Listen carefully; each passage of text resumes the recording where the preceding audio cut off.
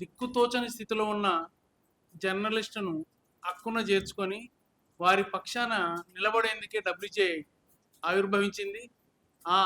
అందులో భాగంగా అనేక మంది జర్నలిస్టులు, నాయకులు డబ్ల్యూజేఐతో కలుస్తున్నారు. ఈరోజు రాష్ట్రంలో అనేక జిల్లాలకు డబ్ల్యూజేఐ విస్తరించింది. ఇక్కడికి ఖమ్మం జిల్లా నుంచి వచ్చారు, వరంగల్ జిల్లా నుంచి వచ్చారు, మేడ్చల్ జిల్లా నుంచి వచ్చారు, రంగారెడ్డి జిల్లా నుంచి వచ్చారు. అనేక జిల్లాల నుంచి ఈరోజు ఇక్కడ వచ్చిన వాళ్ళల్లో అనేక మంది జర్నలిస్టులు ఉన్నారు, డబ్ల్యూజేఐతో కలిసి నడుస్తున్నారు.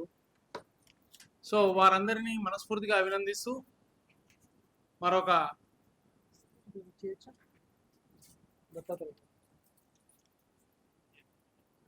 అవునా ముందుగా ఈ విద్యా సదస్సుకు సంబంధించి అభినందనలు తెలుపుతూ హర్యానా గవర్నర్ శ్రీ బండారు దత్తాత్రేయ గారు వీడియో సందేశం పంపించారు. చాలా శ్రమ తీసుకొని వారు వీడియో సందేశం పంపించినందుకు వారికి హృదయపూర్వకంగా ధన్యవాదాలు తెలుపుతూ దానికి సంబంధించిన వీడియోని యాక్చువల్గా ప్లే చేయాలని చెప్పేసి అనుకున్నాం. ఇక్కడ కొంత సాంకేతికంగా ఇబ్బంది ఉంది.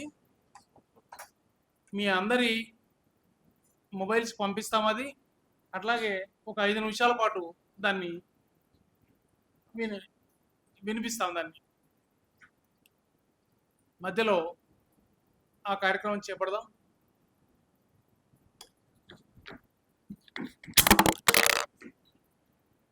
ఒక 5 నిమిషాలు వినిపిస్తాం.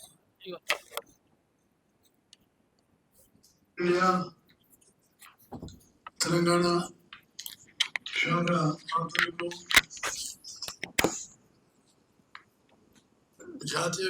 నూతన జాతీయ విద్యా విధానం 2020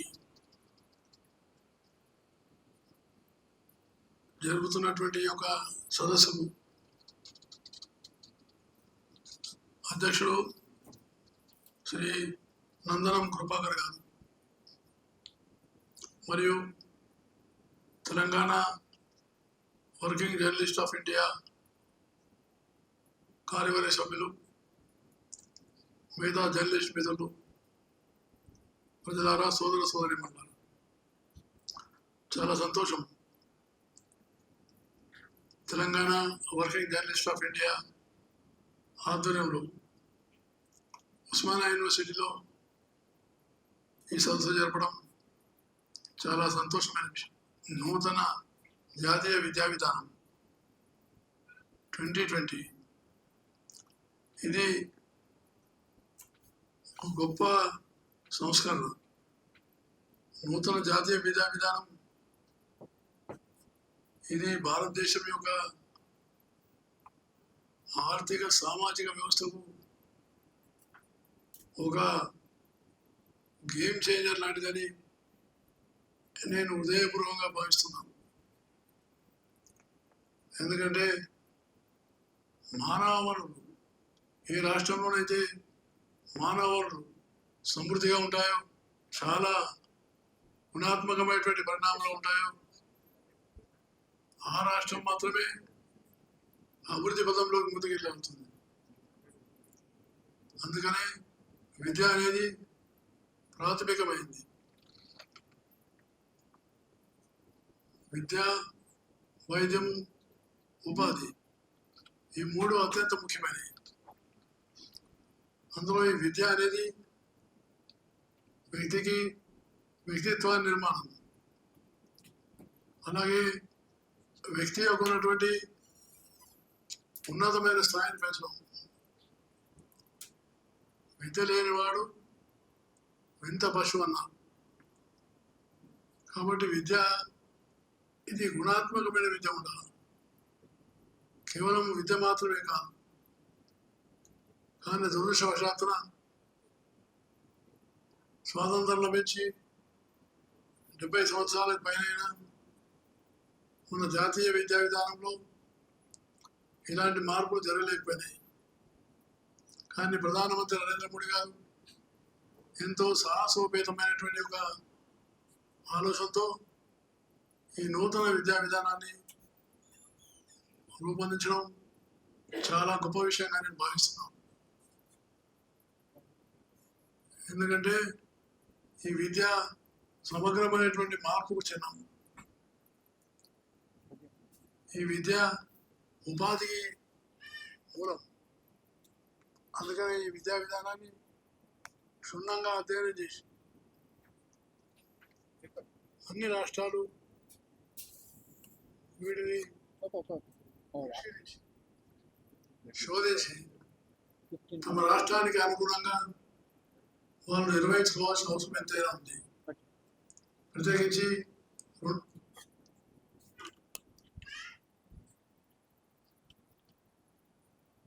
దాన్ని మళ్ళీ మనం బ్రేక్లో పూర్తిగా విందాం.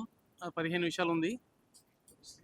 అందువల్ల అది వారు మనకు శుభాకాంక్షలు తెలిపారు.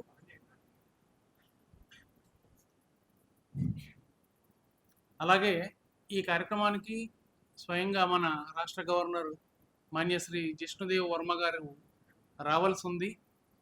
అనివార్య కారణాల వల్ల వారు రాలేకపోయారు. వారు కూడా మన కార్యక్రమానికి డబ్ల్యూజేఐకి శుభాకాంక్షలు తెలిపారు. వారికి డబ్ల్యూజేఐ పక్షాన హృదయపూర్వకంగా ధన్యవాదాలు తెలియజేస్తున్నాం. అట్లాగే సీనియర్ పాత్రికేయులు, ఆంధ్రభూమి పూర్వ సంపాదకులు, ప్రముఖ రచయిత, చరిత్రకారుడు, నిర్భీతి నిజాయితీ కలిగినటువంటి, నిర్మోహమాటతం కలిగినటువంటి ఒక గొప్ప జర్నలిస్టు ఎంవీఆర్ శాస్త్రి గారు. ఎంవీఆర్ శాస్త్రి గారు కూడా ఈరోజు ఈ కార్యక్రమంలో మనతో పాటు ఉండాల్సింది. కానీ వారికి జరిగినటువంటి చిన్న యాక్సిడెంట్ కారణంగా వారు కూడా ఈరోజు రాలేకపోయారు. వారు కూడా మనకు సందేశాన్ని ఇచ్చారు.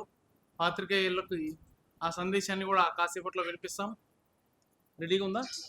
తెలంగాణ శాఖ, Osmania university college of education, Andhra మహిళా సభ వారి కాలేజ్ ఆఫ్ టీచర్ ఎడ్యుకేషన్ కలిసి నేషనల్ ఎడ్యుకేషన్ పాలసీ మీద ఒక జాతీయ సెమినార్ నిర్వహిస్తున్నట్టు తెలిసి నేను చాలా సంతోషించాను.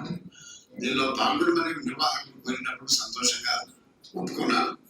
ఎందుకంటే ఇది నాకు చాలా అభిమానపాత్రమైన సబ్జెక్టు. నేను 4 ఏళ్ల కిందటే మన చదువులు అనే పుస్తకం పేరుతో మన నేటి విద్యా వ్యవస్థ గురించి, జాతీయ విద్యా విధానం అనేది ఉండాల్సిన అవసరాల గురించి వివరిస్తూ నేను పుస్తకం రాశాను. అందుకని తప్పగా పాల్గొందామని అనుకున్నాను. కానీ అనుకోకుండా చిన్న ప్రమాదం గురువారం కావడం వల్ల నేను రాలేకపోయాను. మీ మధ్య ఉండలేకపోతున్నందుకు సూచిస్తున్నాను అనేది భావించవచ్చు. ఇంకోసారి ఇటువంటి కార్యక్రమం పెట్టినప్పుడు తప్పగా సంతోషంగా పాల్గొనగలుగుతాం. జర్నలిస్టులు అనేది కేవలం జర్నలిస్టుల సంఘాలు, జర్నలిజానికి సంబంధించినటువంటి సమస్యలు, వృత్తిపరమైన ఉద్యోగపరమైన సమస్యల గురించి మాత్రమే ఆలోచిస్తారు అనేటువంటి సామాన్యమైన అభిప్రాయాలకు భిన్నంగా వర్కింగ్ జర్నలిస్ట్స్ ఆఫ్ ఇండియా లాంటి ప్రతిష్టాత్మకమైన జర్నలిస్టు జాతీయ సంస్థలు జాతీయ అంశాల మీద, జాతి హితం మీద దృష్టి పెట్టి నూరేళ్లుగా విద్యారంగంలో అద్భుతమైన కృషి చేస్తున్నటువంటి ఉస్మానియా యూనివర్సిటీ, ప్రతిష్టాత్మకమైన ఆంధ్ర మహిళా సభ వంటి సంస్థలతో కలిసి ఇటువంటి కార్యక్రమాలు తలపెట్టడం అనేది ఉదాత్తమైన భావన. ఇది చాలా ముందుకెళ్ళాలి. దీనివల్ల జర్నలిస్టులకి కూడా వాళ్ళ స్థాయికి, సమాజంలో గౌరవభావం ఇంకా పెరుగుతుంది. చాలా బాధ్యతాయుతంగా పనిచేస్తున్నందుకు వర్కింగ్ జర్నలిస్ట్స్ ఆఫ్ ఇండియాని నేను మనస్ఫూర్తిగా అభినందిస్తున్నాను.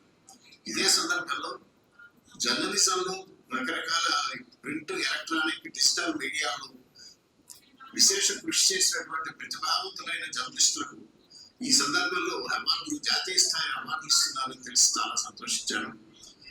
ప్రతిభకు గుర్తింపు వచ్చినప్పుడు ప్రతిభావంతుడు ఇంకా బాగా పనిచేయగలుగుతాడు. అందులోనూ అది ఏదో మామూలు సంస్థ కాకుండా ఒక మంచి పేరెన్నిక కన్నటువంటి జర్నలిజం వృత్తిలోనే తన్మానికమైనటువంటి సంస్థలు ఇటువంటి journalist, working journalist of India లాంటి సంస్థలు ప్రోత్సహించినప్పుడు దానికి ఉండే విలువ పెరుగుతుంది. ఈ అవార్డులు ఇస్తున్నందుకు ఈ సంఘం వారిని, తీసుకుంటున్నందుకు అవార్డు గ్రహీతలను నేను మనస్ఫూర్తిగా అభినందిస్తున్నాను. I wish you all the best. ఇటువంటి మంచి కార్యక్రమాలు ఇంకా బాగా చేస్తారని, జర్నలిజానికి, జర్నలిస్టు వృత్తికి మంచి పేరు తెస్తారని ఆశిస్తున్నాను. I wish you all the best. Thank you. ధన్యవాదాలు శాస్త్రి గారు. మీరు జర్నలిస్ట్ ప్రపంచానికి ఎప్పుడూ ఆదర్శమే. మీరు చూపిన మార్గంలో మేమంతా పయనిస్తాం. అట్లాగే ఎంవీఆర్ శాస్త్రి గారిని కూడా లైఫ్ టైం అచీవ్మెంట్ అవార్డుతో సత్కరించాలని చెప్పేసి మేము నిర్ణయించుకున్నాం. వారిని ఒప్పించాం కూడా. వారు ఎందుకు లేవయ్యా అన్నప్పటికీ కూడా సరే మీరు జర్నలిస్టులకి అందరికీ కూడా ఆదర్శం, వర్కింగ్ జర్నలిస్ట్ ఆఫ్ ఇండియా తరఫున జీవన సాఫల్య పురస్కారాన్ని స్వీకరించాలని అడిగినప్పుడు కాదనలేకపోయారు.